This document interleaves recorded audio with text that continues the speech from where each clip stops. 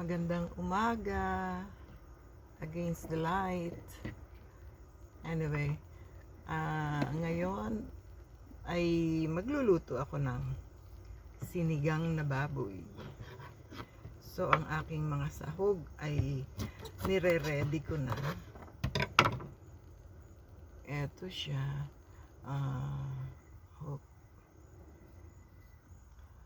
Ano siya, yung sitaw ko na tanim. Kamatis, sitaw, sibuyas, kale, okra, sili. Lalagyan ko labanos na hindi ko tanim. Kasi hindi ako makapatubo ng labanos.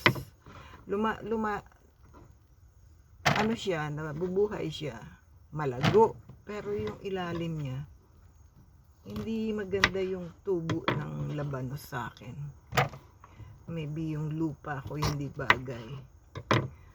Lalagyan ko ng isang talong na kulubot. Ano siya, nag-twist at saka maliit. So, sayang naman. Yung iba nga naglalagay ng talong sa sinigang din. So, ilalagay ko na lang yan sa aking sinigang para pakinabangan. Ang nakakatuwa dito yung aking mga sitaw ay maganda ang tubo. First time ko lang nagtanim ng sitaw. So, maganda ang aking ani. Dahil kong binigay sa aking friends sa Mississauga. Naglagay din ako ng kale na sayang naman. Sinama ko na. So, yan, kale, sitaw, talong, okra, labanos. Kukuha pa ako ng okra. Luma itong okra ko na matagal ko nang pinitas na stock sa fridge. At kukuha ko ng fresh ngayon kung meron akong maaani. And then ito rin ang mga lumang naani kong sili. Siguro ilagay ko na lahat to. Dami. At baka naman sobrang anghang. Ito matagal na ring napitas to eh. Itong mga sili.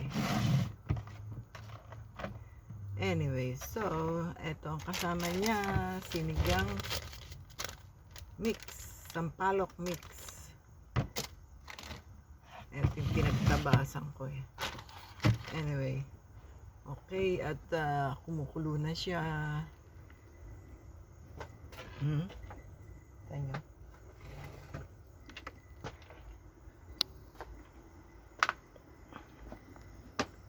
Kumukulo na.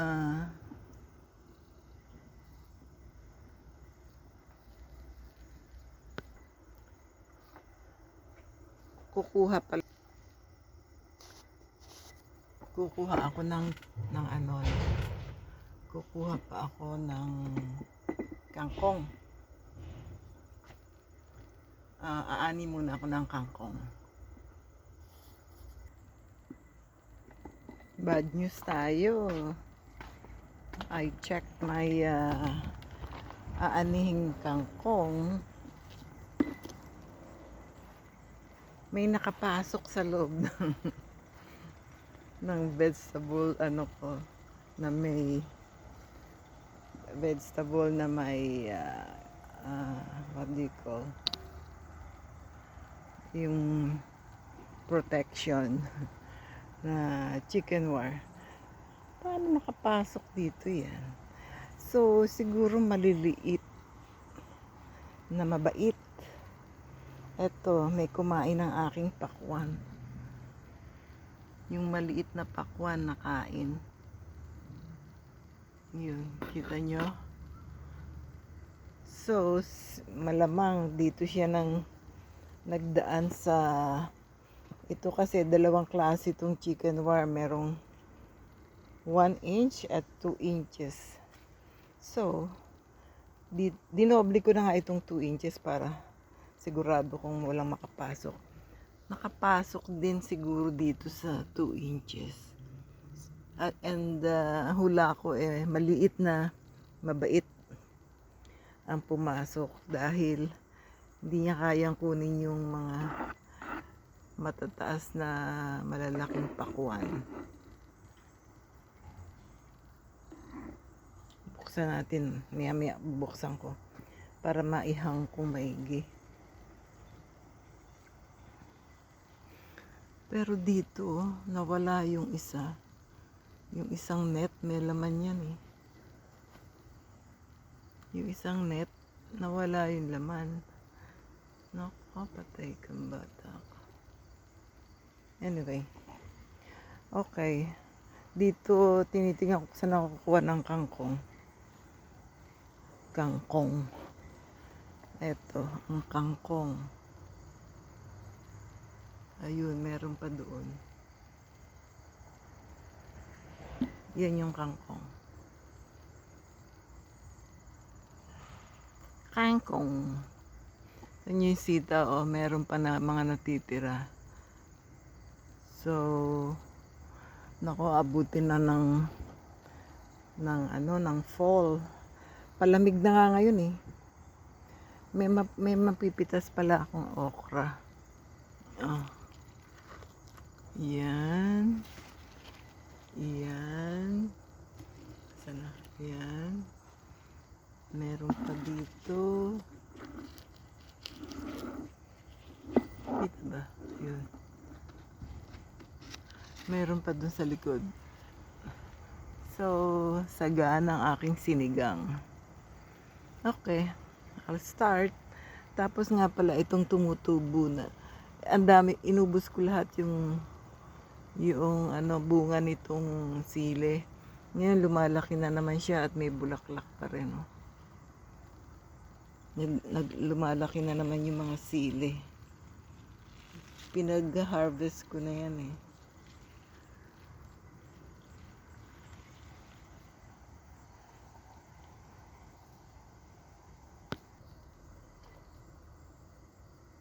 Tama na kaya itong aking kangkong. Ayan o.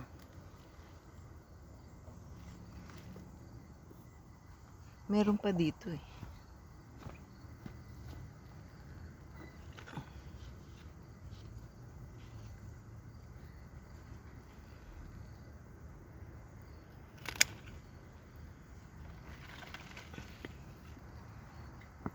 Ayan pa matitira. Meron pa din dun sa isang part na kangkong. So, tama na siguro to. Tutubo pa ulit siguro yan. Ito katabi niya, kamote. Binaong ko lang yung mga pinagtatabasan ko. Binabaong ko yung niya, branch na pinagtanggalan ng dahon ng kamote. Talbos ng kamote. Para tumutubo yun eh.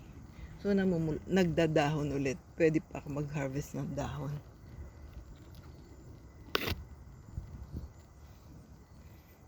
Kukunin ko naman itong okra.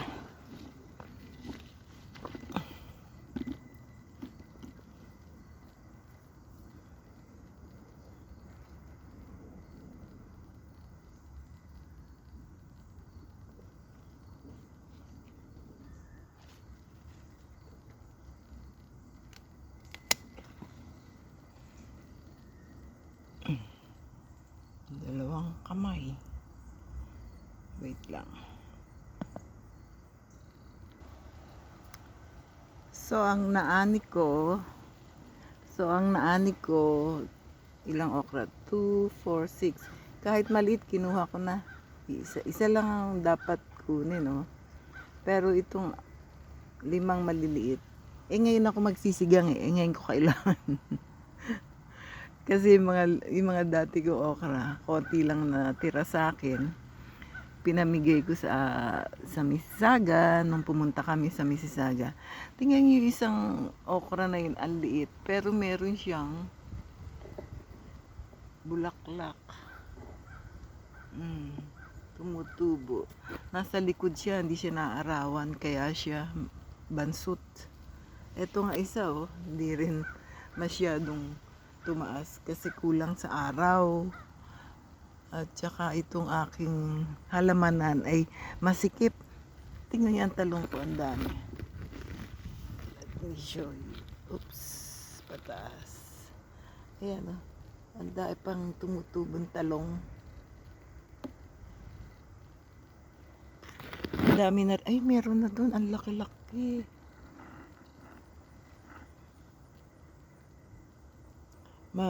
Sagana na naman sa talong. Pinamigay ko na lahat yung talong namin eh. Yan ang aking taniman. Tuwing makikita ko nga ito, gusto kong ang improvement namin for next year.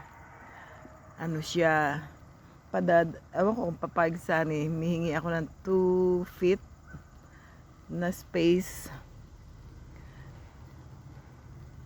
2 more feet para maluwag, at saka aayusin namin yung pinaka bubong na para maging siguro mga 7 feet ang taas, kasi hindi ako makalakad sa loob,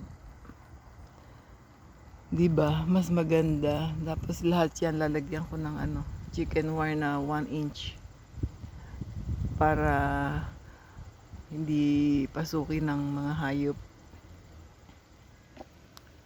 Ano to 34 feet ang haba. 34 feet siya. Kasi nandito yung compost ko eh. Kailangan ko na anihin ang aking compost dahil pagka nag-fall, ang dami na naman dahon na babagsak. Diyan ko tinatambak ang dahon. Hindi na kami nagkumukuha ng mga paper bag para sa dahon. Yan o. Ano siya? 34 feet. Tapos mga 4 feet lang yung lapad niya. Sana maging 6 feet ang lapad. Para maluwag sa loob, makakalakad ako. Aayusin ko at lalagyan ko ng magandang lupa para masagana ang aking ani. Kahit na sobra-sobra naman sa amin. Ano, ang cute nung sitaw. Namumulaklak pa. Naku, abutan na kayo ng fall ng lamig. Anyway, so maayos sana ito next year. Mas maluwag, mas mataas. Ito na yung aking mga ampalaya. Kinuha ko na lahat yung pwedeng kunin sa Mississauga.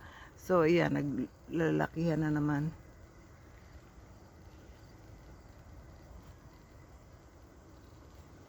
Ayun, dami.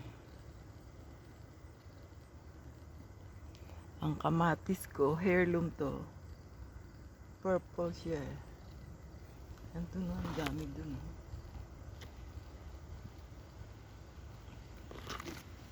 Meron pa dito.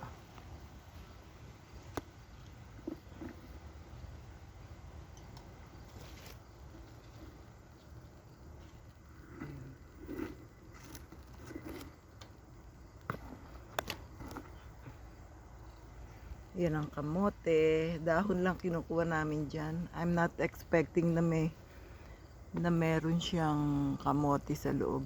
Hindi maganda ang aking cucumber this year. Hindi ko siya naalagaan. Pero meron palang tubo. May bunga. Naka-harvest na rin ako ng mga ilan dyan. Meron bunga sa loob. Hindi ko napapansin yun. Anyway, ayan, katabi niya yung talong. Ito yung sinasabi kong malaking talong.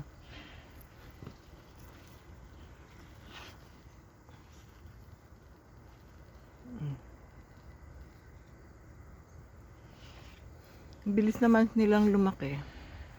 Hindi ko siya na-harvest nung nakaraan. Yan, may katabi pa siyang isa.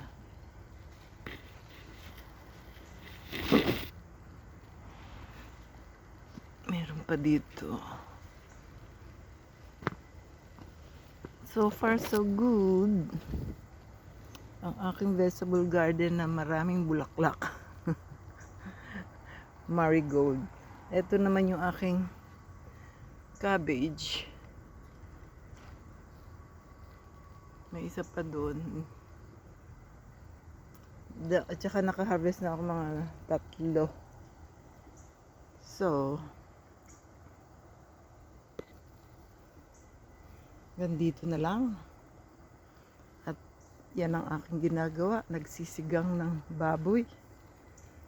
Dito tayo sa zinnia. Ayan ang zinnia ko. Update ko doon sa huli kong tinanim na zinnia.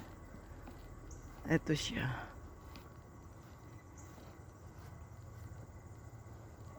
Nakatabi siya sa Rose of Sharon.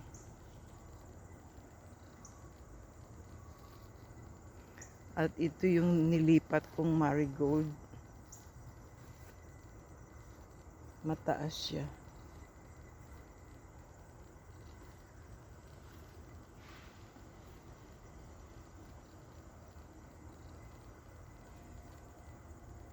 Yan yung zinnia. Rose of Sharon yan.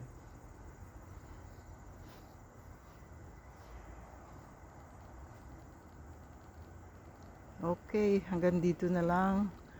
At medyo mahaba ang ating video. Okay? Thank you for watching. Bye-bye na.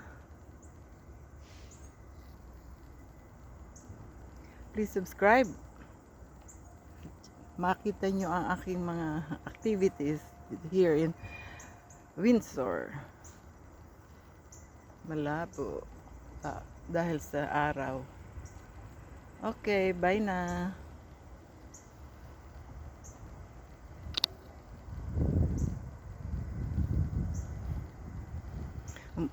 Umuulan kasi. Kagabi umulan. See you next time.